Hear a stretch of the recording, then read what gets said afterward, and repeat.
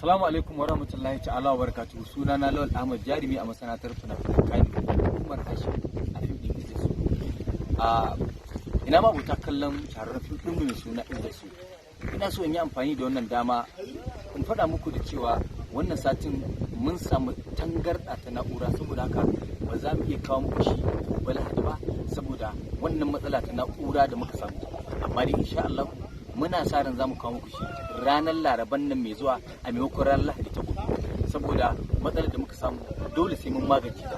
Sannan mun gaya muku wannan ne domin kusancewa ba wai fim din ne ba ƙasa ba kuma wai mun tafi hutu wani ba. An samu matsala ne ta na'ura kamar yadda muka samu a wancan satin, to wannan satin ma haka muka ƙara samu ta.